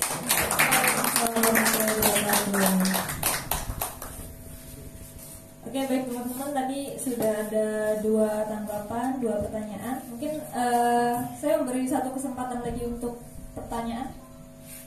Ada yang bertanya lagi? Oh, mau menanggapi Pak ya? Monggo Pak. Jadi apa yang disampaikan oleh Direktur West ini terkait dengan apa ya istilahnya ya perempuan yang berjaya lah gitu ya secara ekonomi. Memang ini yang menjadi keprihatinan kita ya, kalau melihat banyak sekarang yang marak di masyarakat itu adalah ya kalau bangkrut C itu memang udah dari dulu lah ya, bangkrut C, terus kalau pinjolnya memang baru ini lah.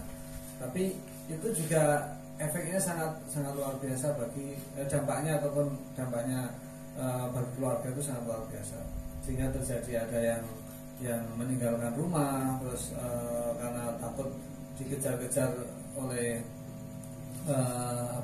debt kolektornya, terus bahkan ada yang tragis sampai bunuh diri atau sampai ya pokoknya kekerasan yang lain yang dampak negatif daripada kesenjangan ekonomi antara laki-laki dan perempuan dalam hal mungkin yang tadi disampaikan oleh Mbak Ibni di keluarga lah gitu.